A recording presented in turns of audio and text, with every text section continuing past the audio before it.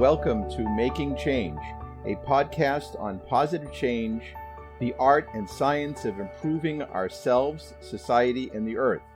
I am your host, Marc Gopin, and the title of today's podcast is Deepening Democracy, an answer to our country's need for more unity of purpose, more common values, and more trust in each other.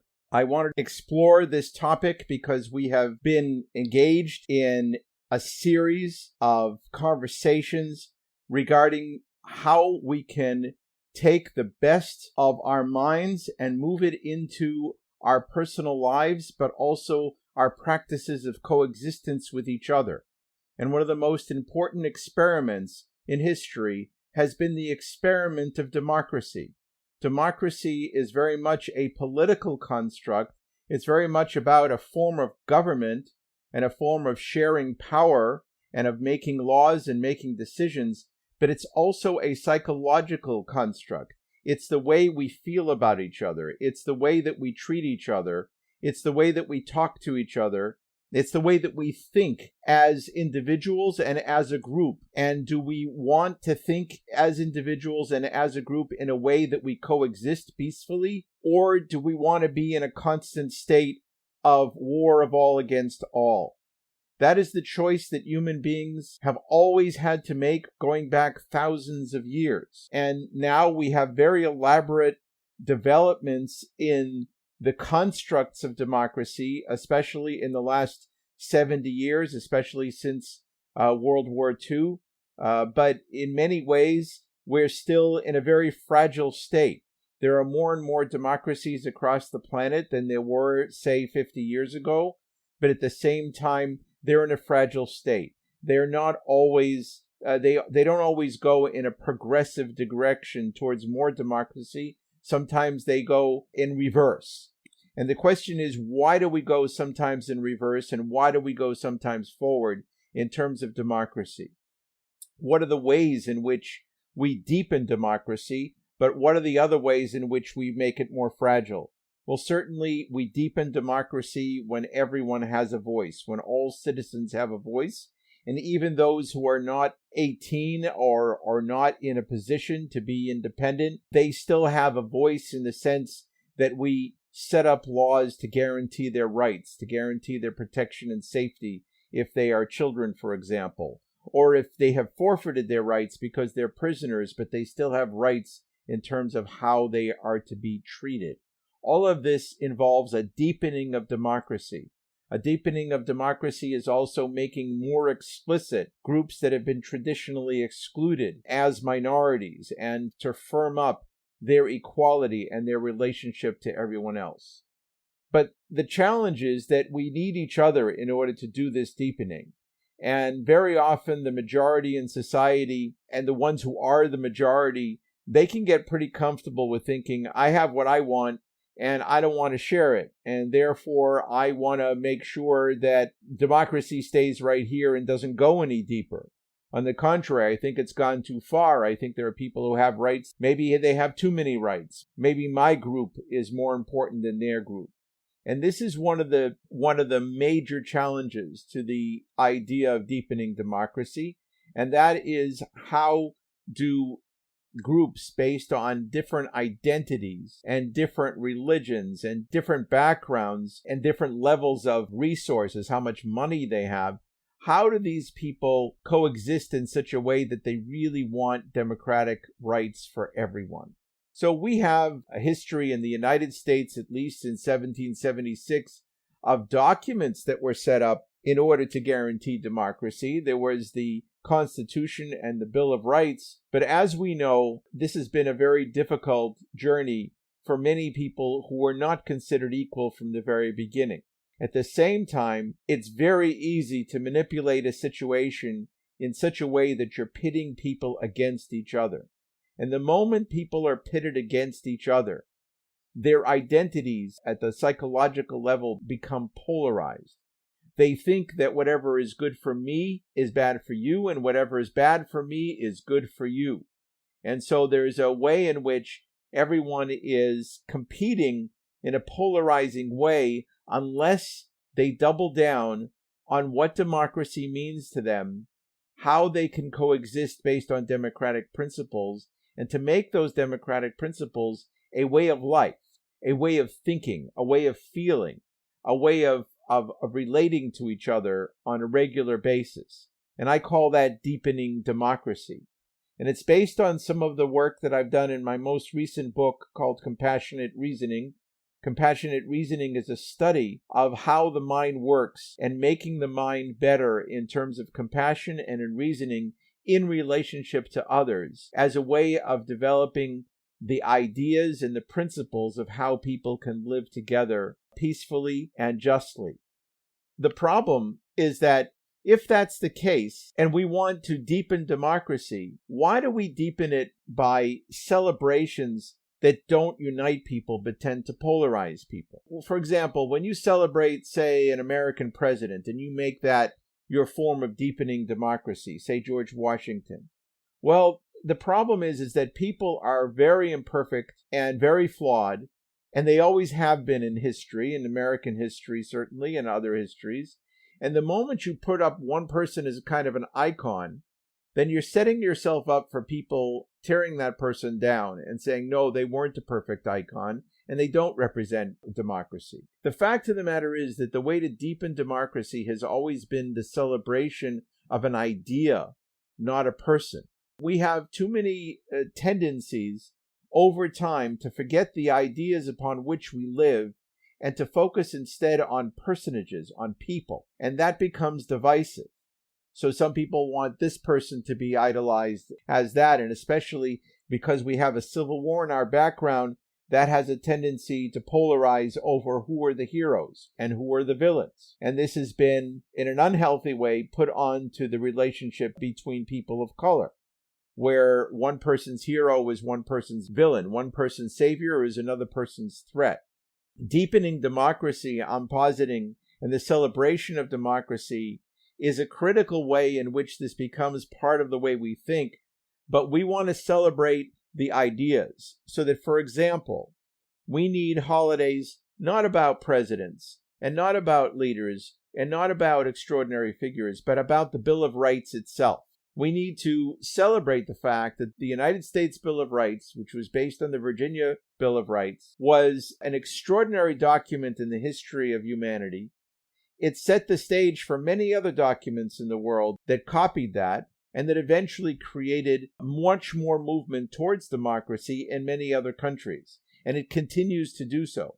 So why not have a celebration of the Bill of Rights itself? And to make that into something that we have all sorts of commemoration and just a way in which we can all bond through this amazing document that is the rightful possession of every free American citizen. Celebration itself is very important to the human brain because celebration involves ritual, and ritual involves repetition. It also involves us being involved in a larger-than-life phenomenon. When you make a holiday, for example, you make something that was there before you, and that every child comes into as they see a worldview, as they come to know a worldview, and it's going to exist after you. And that feels very larger than life. It gives you meaning beyond your own lifetime. And that's very important in terms of the development of the mind towards its higher capacities in the cerebral cortex. It's a space of knowledge of something that is believed to be true, and it's also something that is felt to be something of pride and something that can bond you with many other people. So it involves a combination of emotions and cognitions, good ideas, good feelings, and good habits that can come from that experience. But in the social experience of that together with others as you celebrate, that makes it even more powerful in terms of the human brain. It makes it a whole of brain experience. So I would argue, first of all, that one of the key methods of deepening democracy is to deepen it through the celebration of the ideas of democracy. The ideas of democracy, the separation of powers, the counterbalance of that no one should have absolute power, and therefore the president doesn't have absolute power, the Congress doesn't have absolute power, the Supreme Court does not have absolute power, and this is repeated in every state. That in itself is a celebration of people having to work together. It's also a separation of power from others. There's a fourth estate. It's called journalism. And journalism is very flawed. There are many good things and there are many bad things. It's very easy to corrupt the truth in the search for selling papers or getting people to read you. And so it too, as a fourth estate, needs critiques. It needs balance. Checking and instituting even more of a deepening of democracy would be the check fact systems that are emerging on Google, so that you can look at an objective set of analysis of whether a journalism story is mostly true, somewhat true, or not true at all. That would be a deepening of democracy, because a deepening of democracy about our information is a deepening of our political freedom. It's a deepening of our political rights. Then another one is the fact that no one can tell you what to believe and what to observe in terms of religion. So freedom of religion, also based on the Bill of Rights, is a critical balance that comes in a way that creates a deepening of democracy. And there are many other examples, and we could celebrate all of this, but also these responsibilities, because if you have a separation of powers, it means that people have to fill that power. And that means we all have to become better at being politicians at the local and global level. We have to think more deeply about how to be those political representatives in a situation where there's great wealth trying to influence the law in one way or another, and that how does that work without it becoming corruptible? How do we have a capitalist system, a system of private enterprise that can be competitive and healthy, but at the same time not be destructive of democracy? That too requires a balance in order to deepen the process of democracy. Now, beyond the celebration of this and the special times in which we could celebrate this and go deeper is the issue of education, because the core of our commitment to democracy and to human rights, to civil rights, is the system of public education.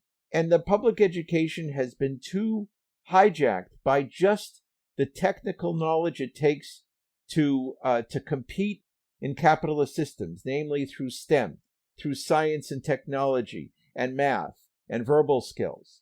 Well, those don't necessarily make good citizens. They don't necessarily make citizens committed to nonviolent coexistence with others. It doesn't necessarily make a citizen who is kind to the unfortunate, who is compassionate, who is competitive but at the same time understanding of the others, who develops the skills of what it is to resolve conflicts through legal means or through non-legal means, but the willingness and the interest and even the eagerness to do so. For that, you need an educational system that trains you, and every year there should be a designated part of the year, at least 4 weeks, where students engage in imagined scenarios for negotiation of conflicts in their values, conflicts over things that they may want, and have the students work out systems of dispute resolution, systems of leadership, systems of sharing power, systems of compromise, even systems of rehabilitation of wrongdoers, always helping everyone to be included in the circle of care and dignity through compassionate reasoning. Always using the golden rule of putting yourself in the space of the other means you imagine yourself to be in each other's place. It's called role play. It's called perspective taking. It can be done by children at the youngest of ages, but it also has to develop into a much more sophisticated forms of governance and forms of negotiation as kids become teenagers. And this is something that can be done at a more and more advanced level for every year of education. So school curricula can focus this for at least 4 weeks of every year on democracy and human rights. And at each stage of that educational process, the students can develop more and more independence of thought on what it means to deepen democracy. What does it mean to own those processes? What does it mean to make them work in terms of both private enterprise and public responsibility? What does it mean to be a political public servant? How do you do that without becoming corrupt? All of this is a practice process that can be role-played and inserted into the educational process at every stage. I'm sorry to say that when I did a quick Google search of democracy and education, mostly I got democratic education, which is a different concept, and there's very, very, very little on democracy education, democracy training. It's remarkable how much our entire lives, our entire security and safety of the bank system and of the rule of law, it all depends on this thing, this fragile thing called democracy, but our citizens are not educated in it, and that has to change. I've only seen one thing, educatingforamericandemocracy.org, which is a big coalition of many organizations that have sprung up, especially in the last few years, because they're terrified of the attacks on democracy and the questioning of democracy. But frankly, it feels like an emergency mode. And what I'm talking about is something that has to be done on a deeper, bipartisan level, on a level in which conservatives and progressives can be in the same classroom, and people have very different opinions as teenagers about guns, about all sorts of things, and they can sit there and negotiate, how are we going to share power anyways? How are we going to come up with rules that we can all live by? And that process is exactly how we will make a better society that has a deeper form of democracy that will not be so easily shakeable by misinformation, by others who would harm us from the outside by making us distrust each other or hate each other. There is a way for us to be kinder and smarter and more cooperative in the United States and in other fragile democracies around the world. But it takes education. It takes making this a focal point of our intellectual development, our cognitive development, our emotional development. And I believe that with effort, we can do this together. I want to conclude this by saying that I think that we are in some jeopardy, but we are very resilient as human beings. Human beings are very imaginative. And when we see a crisis or a danger in front of us, that's when sometimes we can get the most creative, or at least some of us can, and we can lead the way with our individual families. So if you don't see this happening in your public school, do it in your family. Bring other families to do it. Make it into a thing. Make it into a thing that everybody would want to join in each and every town in the country. And make sure that it is across racial lines, across religious lines, and across political lines. Make sure that it doesn't disinvite people from one group or another. And that way, I think we're going to create a crescendo of demand for a new way to celebrate as Americans, a new way to educate as Americans, a new way to deepen democracy. Thank you so much for joining me on Making Change, a podcast on positive change, the art and science of improving ourselves, society, and the earth. Please reach out to me through our Facebook page on Making Change. Please check out my new book, Compassionate Reasoning, Changing the Mind to Change the World, Oxford University Press. Just Google Gopin, G-O-P-I-N, Compassionate Reasoning, Oxford, or go into Amazon.com and do the same, or look for my name. I welcome all questions on the Making Change Facebook page. Just look up Making Change, and would love to talk to you about this more.